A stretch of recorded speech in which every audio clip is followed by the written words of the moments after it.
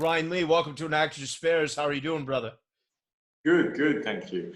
Oh man, you're crushing the game. It's so cool to have you on the show. Everything you're doing in the West End and First Cow and Warrior, you're working like a maniac. You've gone back as far as Skyfall, so I'm so excited to see what everything that's going to happen for you. Yeah, I'm excited to see it too. Well, man, it's going to be great. I know it, but if it's cool with you, let's start at the beginning. Where did you grow up? Gosh, I'm a little bit like King Lu. I was born in Hong Kong, lived in Malaysia, moved to Australia, and then studied acting in London. At And Lambda, right? yeah, Yeah, wow. So then growing up, what was your primary language? um, when I was a baby, apparently I spoke Chinese, but then that passed away, I just spoke English really. I did speak Malay when I was in like junior school, Oh, wow. um, but that's kind of popped away from my head as well. I mean, I can still get some of it. I hear the Um, Australian too coming out now. That's so so yeah. awesome. That's amazing, man. So talk to me about your journey, growing up where your parents artists. How did this whole bug start for you? Mm, well, the main thing, I actually graduated and was going down the business route and studied accounting and commerce and I did that. I worked in investment for 10 years, and that was fine. It wasn't like there were bits which I hated, and then I left that bit, as it were. Um, it was the broking side which I didn't like, Uh, stockbroking. yeah. Um, and then I went into investment, and I was enjoying myself, but I just reached a point where it was time for something new. But what had always been important for me or interesting to me and fascinating to me is the study of like um, philosophy, humanity, Yeah. sort of self-knowledge, psychology, and then very late in life, I tried an acting class. In Also, Australia, just so where are we at this point? In Australia? yeah, Oh, Yeah. okay. And also throughout my life, I had this kind of thing where I would do one thing mainly, and then off that, I do like a ton of different things. Yeah. So, like at university, I did like accounting major, but then I did radio journalism, I did Spanish, I did psychology, and on my spare time, whilst I was working on weekends and things, I've done a security guard course and a Swedish massage course and a Oh Paul my massage. God, a truly sentient being. Wow. That's And amazing. so one of these courses was the acting course. And then I realized, hold on, wait, I kind of like this. And then that's the only course I kind of like did another one, and then Yeah. another one, then another one. And then I was like, there's something here I need to explore. Because it encapsulates all those things I mentioned, my fascination for philosophy, psychology, the study of the human mind. Humanities. Yeah. Yes. And and then so I arranged to take some time off and spent 8 months sort of doing the amateur thing. I was doing a play in a church hall where you paint the set and the local grandma comes along with her own homemade popcorn, Wow. play, um, and and then I went, hold on, wait, there's still something here I need to explore. And so the next step was drama school. Yeah.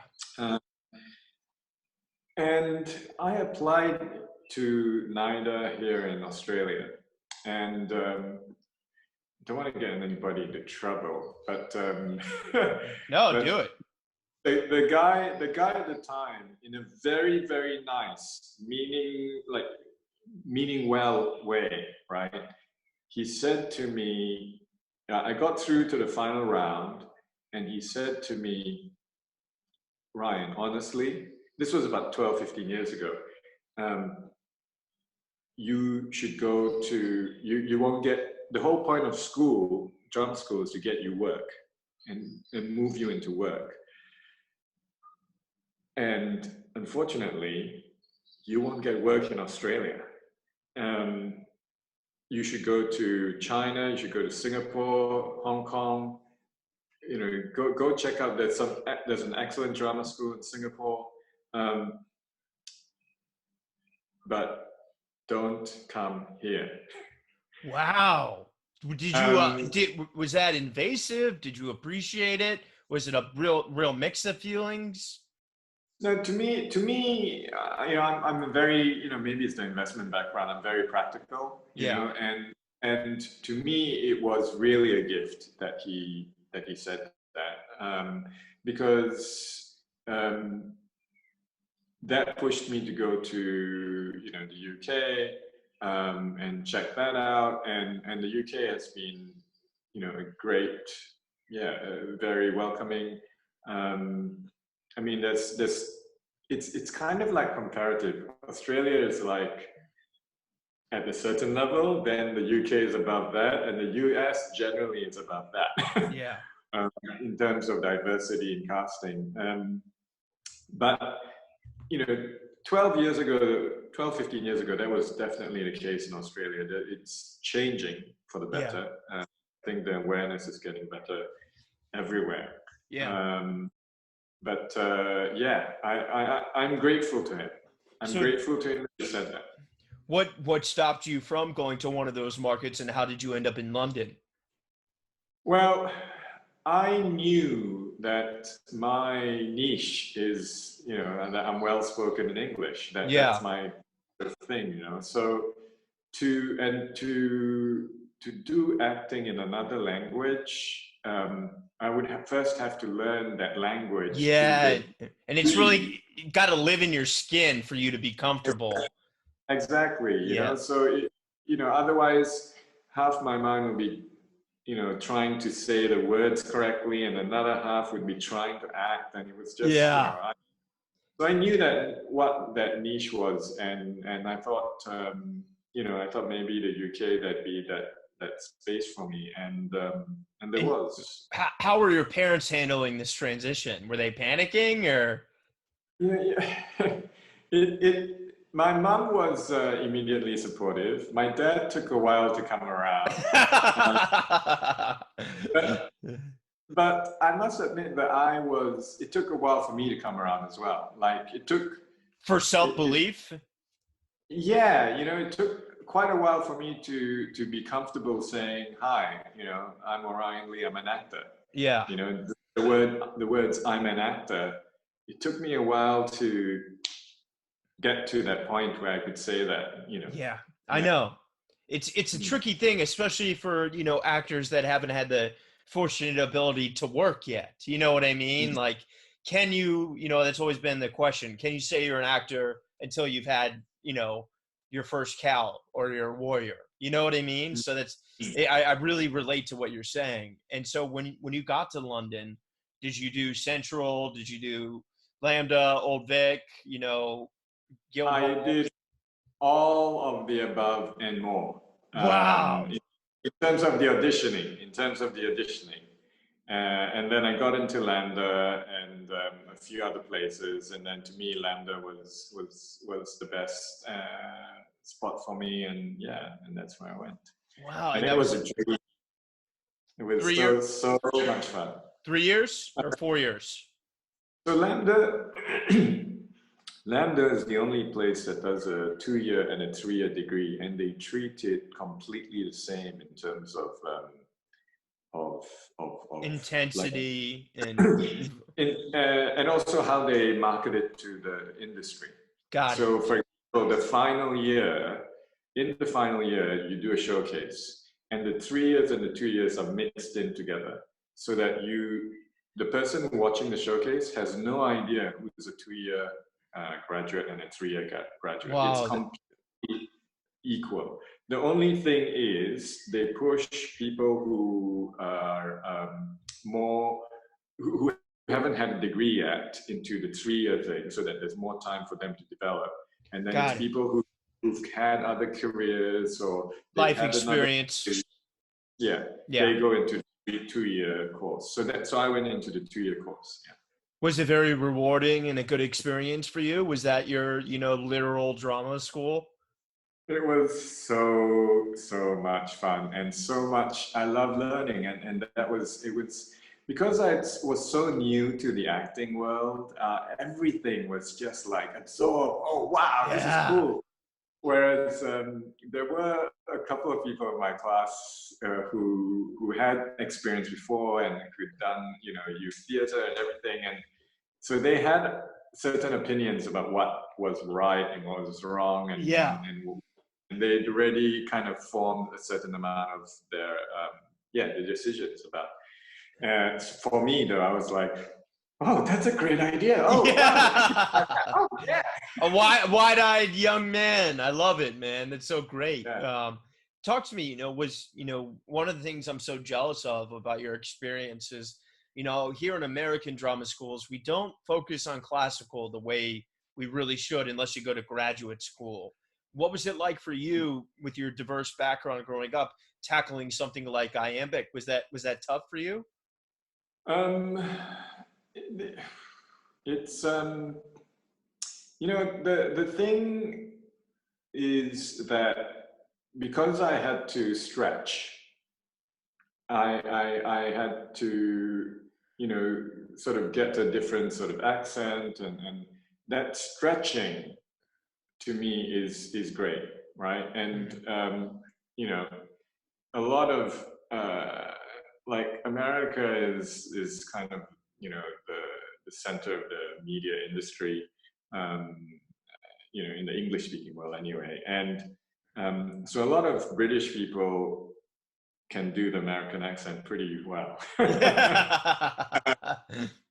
And so similarly, coming from where I'm coming from, I had to stretch to go to Britain, as it were, and so in America, we do neutral American speech. Do they do like neutral British speech, or? Exactly. Yes. Wow. So I do know how. Yeah, I have to. There's what they call received pronunciation, and that with that you have to just. The way that I was taught was that you should have like a gumball in your mouth and be able to speak clearly, even though you've got this little gumball in your mouth. Wow. Because you have to have that hollowness and that it helps with the pronunciations. Yeah. That's so beautiful. Yeah. So that stretching. Yeah. Always. To me, that that was a help for later. Trying different accents and things like that. And I know you did a few small independent productions in Australia. What was it like finally doing a proper drama school production? Was that a blast, or were you nervous, or was it a blend of so many emotions? Well, the thing I knew somehow, I don't know whether I read it somewhere or what, was that drama school was the opportunity to make mistakes. Yeah. I remember there was one we were doing, oh my gosh, the name escapes me. But we were doing one of the Chekhov plays, and my character Three Sisters, Uncle Vanya. I think it's Three Sisters. The uncle comes in and he's crying. Okay. And so, and I knew it was a little bit overdone if I did it all the time, like it doesn't happen way. But just to try it, I wanted to try being in the state of tears every time I came in, and whether I could achieve that. Wow. So every time before I go on, I was listening to saddest music. I do the same thing, dude. Yeah, getting into it, and sometimes it didn't work because it was too much or whatever. But it was the time to make mistakes, and that was the biggest thing for me is just having that time to experiment and make mistakes, and and then that was fun. Yeah, that's so beautiful. So then talk to me about the showcase.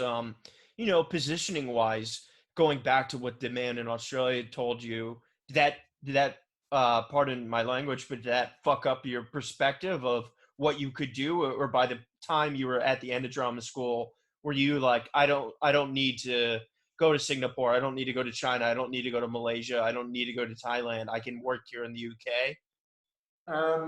To be honest, my backup plan was always coming back to Australia and Yeah. working, in my investment again. But I got a wonderful agent called Jeremy Conway interested in me during the showcase, and then he got me a role in Enron the play, which, although it wasn't as successful in the US, it was very successful in the UK. And so for a year, right after graduation, I was working. I was working in Chichester Festival, and then the Royal Court, then into the West End. And then And that National was, Theater too, as well, right? so that was another job later on. But yeah, for a year solid, I was working in one of the best plays in the West End. But then a year after that, that's when I had my low because I worked out I only had 5 days of paid work in my second year. So what Coming did out you do to buoy yourself? Did you go back to trading, or what did you? of, I was trading, and also during that time I set up the Constellation Creatives. It was just a sort of a gathering of all my. Basically, I thought to myself, you know what, showcase. That's what actors can do. Actors can Yeah, do showcase, right? yeah. And also everybody can do it in their own time, in their own space. You don't have to have like a theater or a studio space to practice it. It's just you and one other person, or two, whatever. And then you practice it, and then you come together, and everybody does their 3 to 5 minute scene, and then suddenly you've got an hour show, Yeah. right? And so I started to do that. Then I thought, hold on, wait. This industry is collaborative.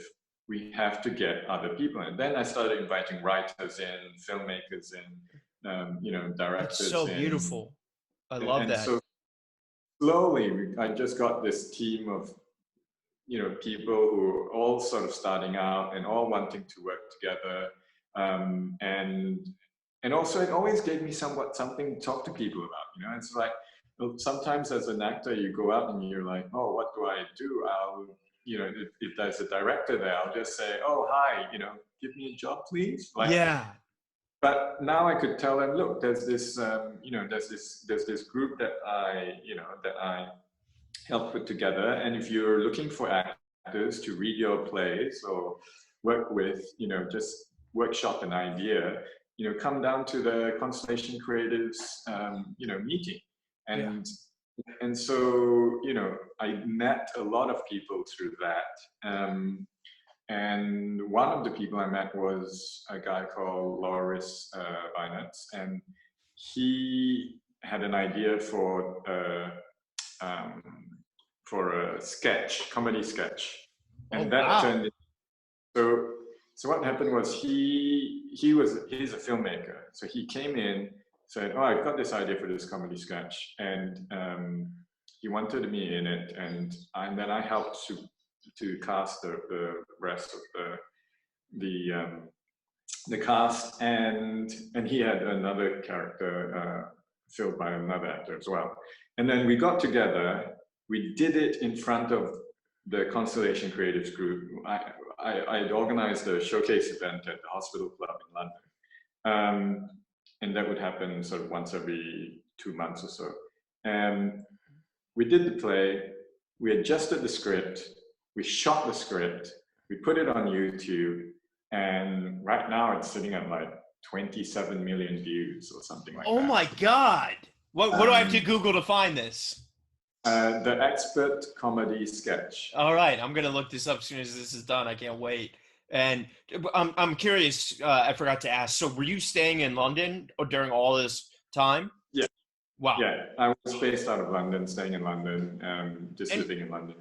and talk to me about like auditions, even though in that lull year, I imagine you still had some. But the thing that I think is the problem with, British for anyone that's not white is that they mythologize their aristocracy, whereas Americans mythologize our working class. And there, just because of history and the horrors of white supremacy, it's so many just white shows. And because of historical dictation, so did you have a Yeah. hard time navigating that, or were you going up for American projects as well?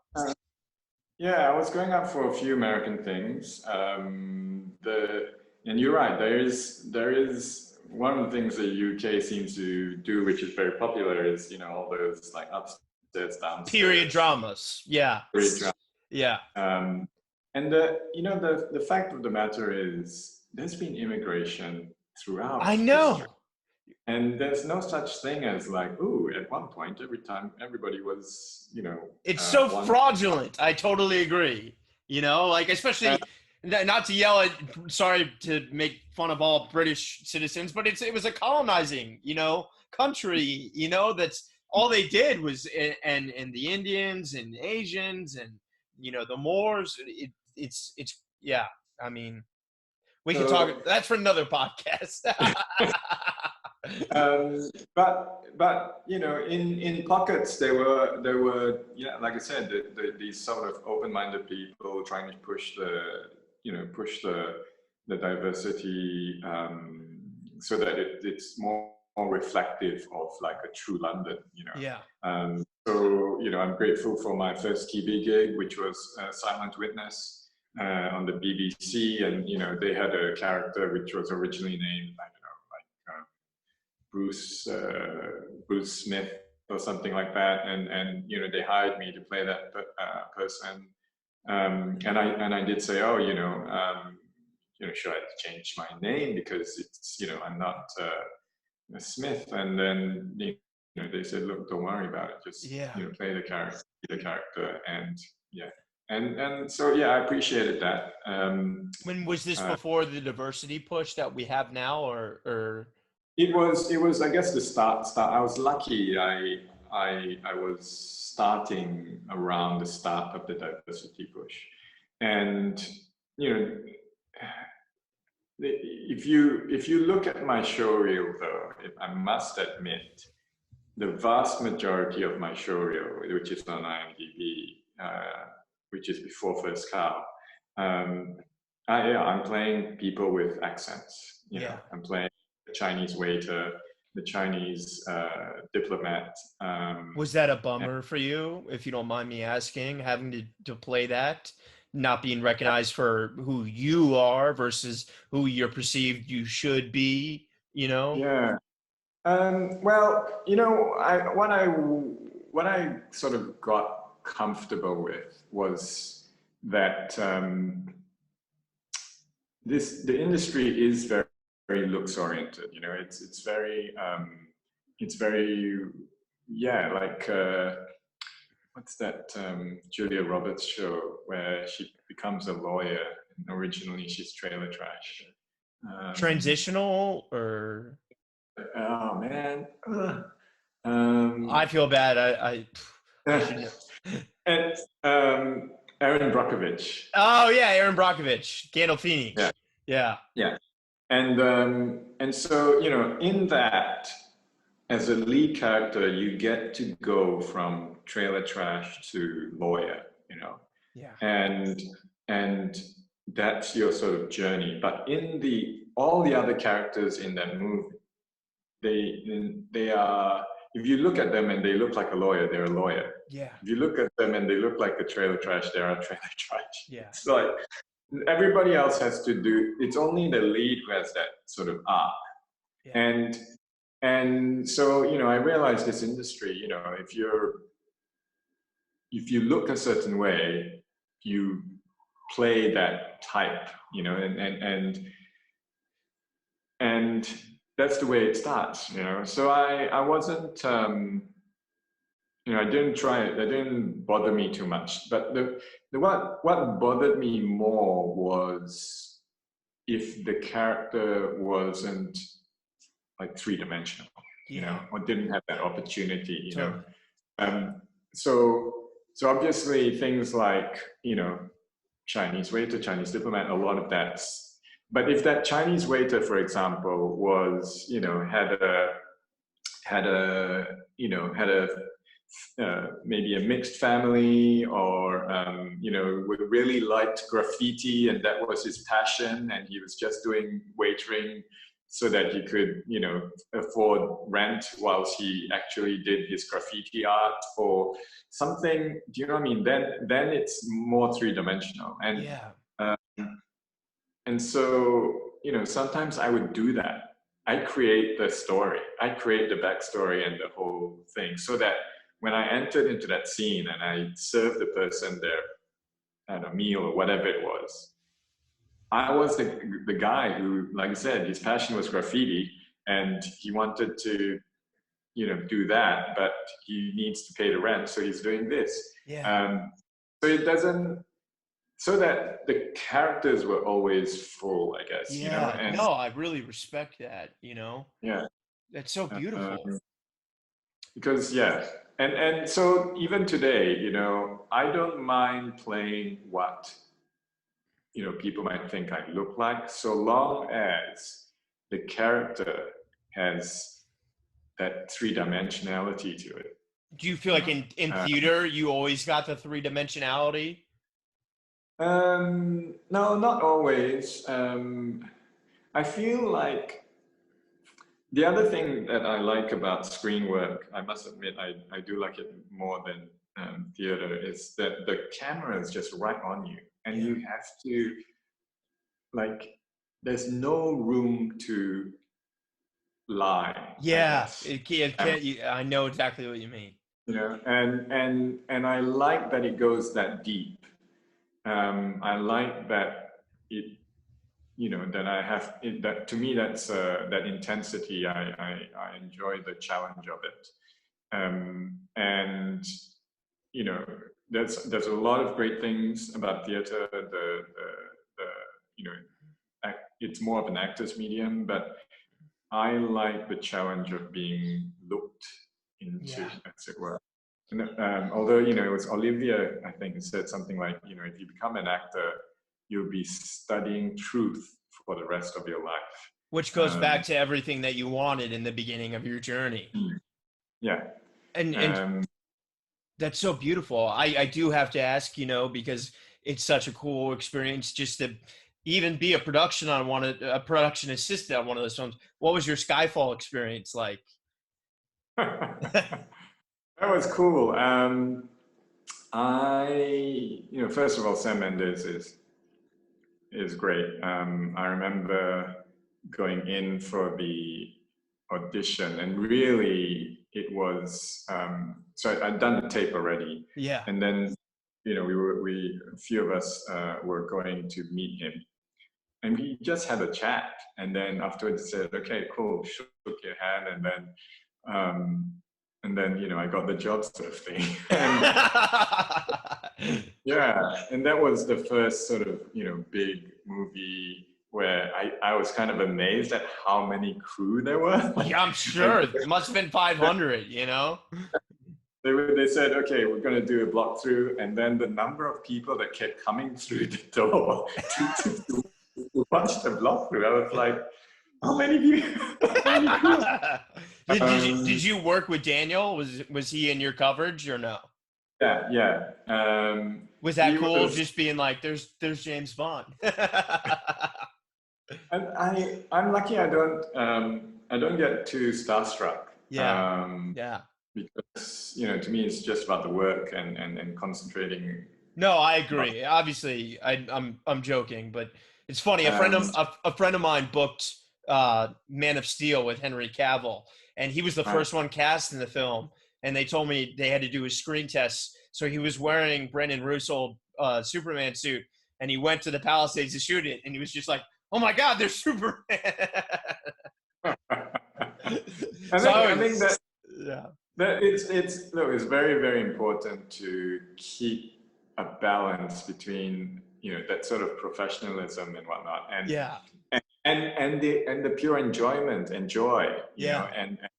and fascination and fandom that you have. I think it's important to keep that, because you just, if you bottle all that for Yeah, you feelings. got to keep it away to say, but I know what you mean, man. That's so beautiful.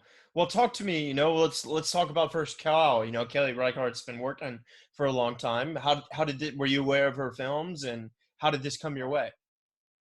It was amazing. Well, how'd you I discover remember her? it was Night Moves. Oh, cool. Was I was watching it, and I remember thinking, wow, how is this so thrilling and so slow at the same time?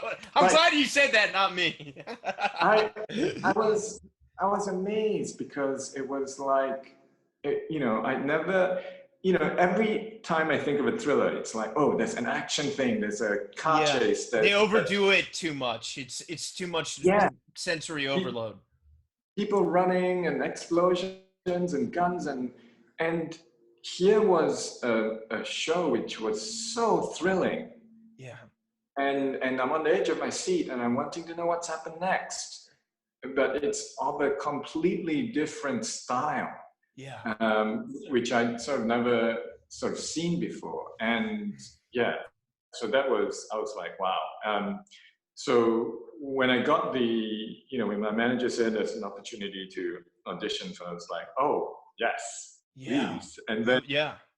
And then, yeah, actually, the first thing my manager said was, do you have anything of length? Because she prefers to see and watch, you in something, as opposed to the audition process, Oh, it's wow. giving you but unfortunately, in terms of, although I'd done, leads and plays and things, in terms of being in film and television, my parts were all, small parts, Yeah. not large enough to say, oh, go and watch Here's this this film or anything. substantial example of what I can do.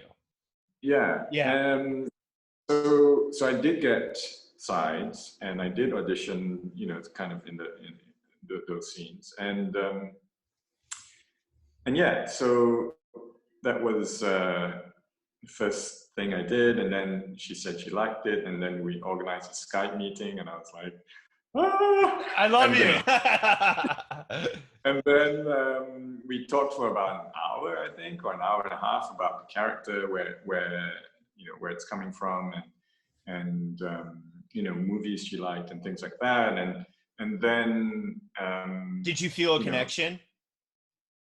we, it was two people talking about the work. Yeah. Okay. So Okay. immediately there was that connection. It's not a connection like, oh wow, you're my best friend, or Yeah. I Right. An just intimate it's understanding of what you guys are set out to do. yeah, we were Yeah. both like down to earth, and we're talking about the work and the character and the story. I got the script at that stage, and we were just working, and that was great. And so I did a retake, and then she gave me one more note on email, and then I did another retake, and then I got the job, and I was like, oh. That's awesome, because man. And because at this point, have you been to America yet or no? um, I had worked on some American TV series which was shot in Europe, Got it.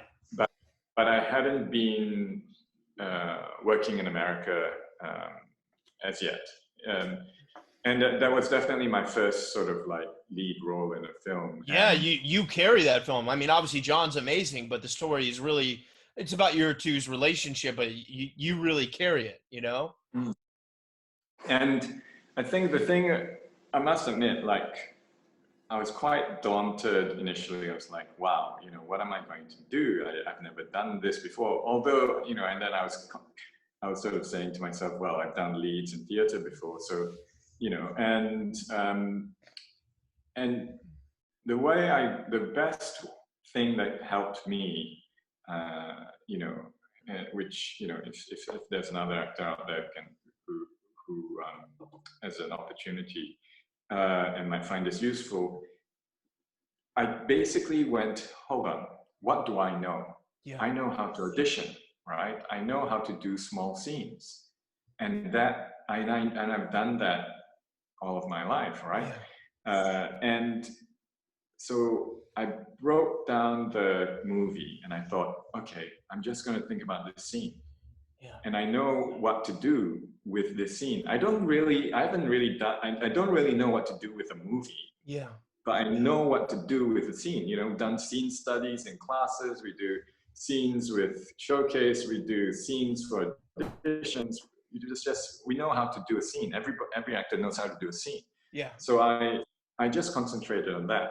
I took the script one scene at a time, and then I just like pretend that's the only scene I have.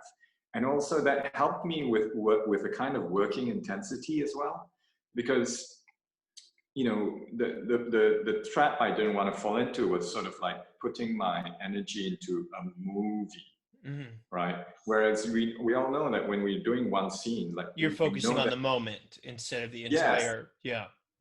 And the amount of, you know, intensity and effort and time that you apply to that scene, because that's your one scene in the whole film or whole TV show or whatever, is amazing, and it's great and it's powerful, and I wanted to keep that. And so to me, I didn't really do a film, or I convinced myself I didn't do a film. I was just doing A series of scenes. Yeah, and then the next scene would come up and I do that scene, and then you know, like, so it wasn't I you know, that's the way, because otherwise, you know, you sometimes you get imposter syndrome or whatever. And to me, it was just scene, but working on a scene. And then, you know, after the day's shoot, I go to I'm a bit of a fan of bubble tea. I go to my favorite bubble tea place, sit down with the script and look at, you know, the next day's scene and just go, okay, how am I going to work this scene? And then also, you know, before I even got to set and got to America, I'd already worked on those scenes and thought about, you know, how I could do it at least two different ways. I always like to consider the opposite. You know, like if I think the scene is, this guy is angry and he's pissed off about this thing, you know, what if he actually loves this thing? Yeah. What if he actually, you know, that situation, he loves it. Yeah. He's just enjoying the hell out of it. I like to use that as a kind of like thing to just break me out of. I love that you did that, because there's a lot of heart and humanity in him. And I think it really helped bring the film alive and buoyed it in a way that, you know, as her films can be slow burns, it keeps you anchored and attached to the narrative. And I'm curious, you know, was working with John fun? You know, I'm so blessed to have been working with the whole team, but of course, as actors, your main partner is the other actor, and you know, it was great to work with them. It's interesting, you know. A lot of people say, "Oh, how did you create that bond?" And you know, did you talk a lot about the characters and things like that? And to be honest, we really didn't. We didn't sit across from each other and discuss the script or how we were going to play a scene, or how we thought or conceived of our characters, or what's your backstory or anything like that. We didn't really talk about that. But I feel like maybe because of that, when we got onto the set, we were like really listening to each other, you know, like really like, oh, what are you, because I don't know what you're going to do. I have to watch you and listen to you, because, you know, I don't know what you're going to do. I haven't talked it out with you. And so you guys didn't have rehearsal for the film? Because I personally, I don't like rehearsal for films. I think it should come alive, you know, and I know some actors, they mandate it, you know? Yeah. Like Joaquin we hates rehearsal. I know that, you know. we didn't. We had one sort of script reading of, I think, two scenes. That was, so that Kelly could kind of set the side, sort of give us some guidance about that, and sort of see how we were doing together. This was before the shoot. Then during the and that was it. That was, well, I wouldn't even call it a rehearsal really. And so yeah, it was to me, the chemistry comes because it's two actors listening to each other and working with each other, and being generous to each other. Because whenever I did have an idea, I'd say, hey John, do you mind if I, like, I don't know, walk behind you or with this, because I've got this idea. And then he'd say, yeah, give it a go. And then if he had an idea, then I would also go, yeah, no, let's try it. That's so beautiful. I love that. Yeah, and so I think if there's, besides the fact that Kelly is a genius, in terms of the acting, I think, and creating that connection, I think it's two actors being generous to each other and listening to each other, and that is what makes great acting. You summarized it very astutely and very brilliantly. You are very articulate. Well, I'm such a big fan of the film, and what's it been like, objectively now, to have let go of this thing and see it be so critically well received, and your performance, has that been fun, or is that stuff, superfluous to you? I don't mean meaningless, but just it's been fun. Like I said, I don't think you should ever lose that joy and that excitement. First time I heard about the Gotham Awards, I was like, yes, victory. And I think you've got to keep that. But at the same time, the truth is that job, just that job, working on that set with that team of people who are all so great, but not only so great, they're so nice, and kind and considerate, and it was like a real joy. It was before the sort of attention that it's got. It was the job of a lifetime. Well, you really rose to the occasion, man, and it was a masterclass watching you, and I feel so honored to get to know you a little bit. So I don't take up all your time. Few final questions here. What I know you have cassette, but what else is next for you? Can you let us know? I am doing a. Oh, jeez. You can't announce it. If it's okay if you can't. Yeah. I better not. Okay. Well, now I'm really excited. Now you're gonna have to come back when that comes out. Yeah. It's a different job than what I'm used to. But I'm very excited about this next thing. All right. Well, you're coming back here when that thing comes out, so we can talk about that. I'm excited. You got me really pumped up.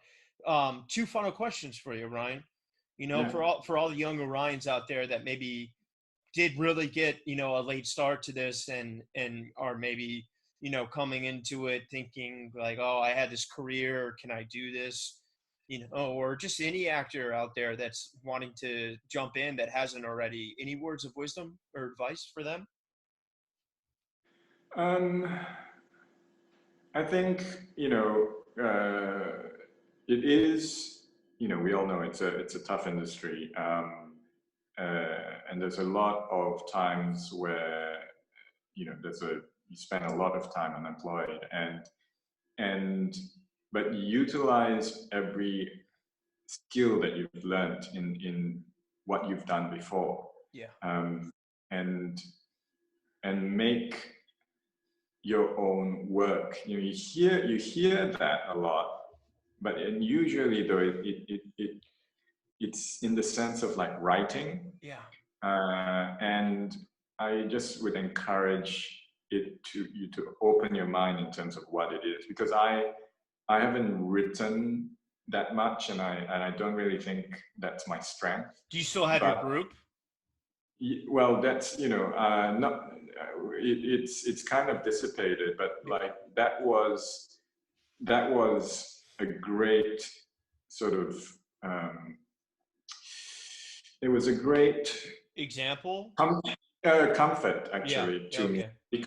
because that's what I knew how to do. I knew how to get the people together and work on things, and sort of shepherd the group along, so that it was growing and was doing different things, and and having that, knowing all the people around you are Yeah. also going on that journey, hard though it might be. That's a great comfort, and then also more than that, it's not just a comfort. It is, to me, it's improving you as Yeah. well.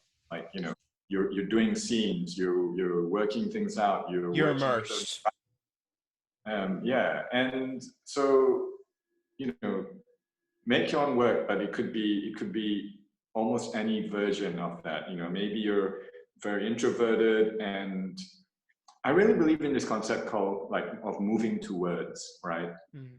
So it's like, because the goal is, it's so out of your control, Yeah. like being, I'd love to be a Marvel superhero, but that is so out of my control, Yeah. but what's in my control is that I could move towards that Yeah. goal. Just move towards, right? And so what can I do today? Oh, I could write to a casting director today, or I could read a book about acting, Yeah. or I could get a bunch of friends together. We could do scenes, and all it is just saying, okay, what can I do to move towards that goal?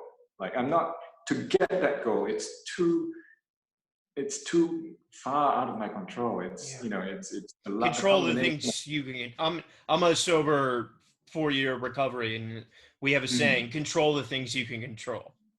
yeah, Yeah. and that, and because otherwise you just get into this funk about all the stuff that's out of your control and out of Yeah. out of your reach, or out of, it's And that just, you can really let that kill you if you obsess mm, about it too much. yeah, yeah. So I think I like the concept of just moving towards, like, just and it, just that little, okay, I'm a bit closer because I've done this. I've read a new book, or I've that my favorite comedy show. I've like watched this scene again and again, and I've seen how the cuts and how the actor does this thing, or whatever it is that that helps you, Yeah. but just move towards, just that little move towards I the love goal. it. Micro movements. Yeah. Well, final question, Orion. What's keeping you inspired during all this craziness right now? To be honest, it's like the some people. Oh, I feel like it's dangerous to say this No, in an say it, actor's, say it, say it. but uh, to me, my art comes from my life, and so to me, it's concentrating on my life, on I just got married, and I've got a baby girl on the way. Congratulations. Thank you, Yeah. thank you. And in Australia, the borders have just opened up domestically, and my family's coming over from Sydney next week to where I am in Perth, and just that is giving me, like, Yeah. life is inspiration to Yeah. me,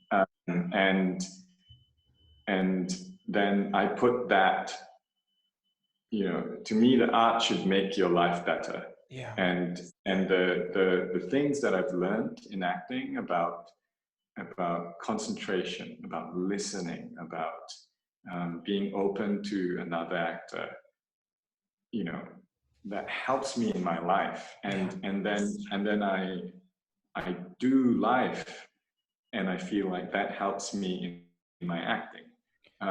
So, you know, if you ask what's inspiring, it's not quite my life is inspiring. It's life itself. The process of living, and life itself is inspiring.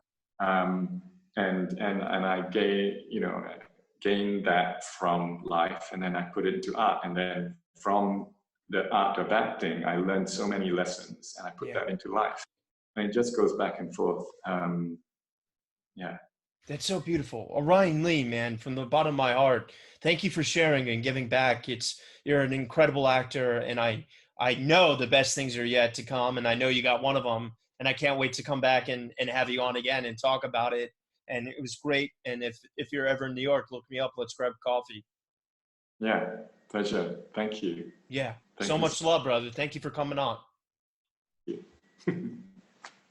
All right, much love.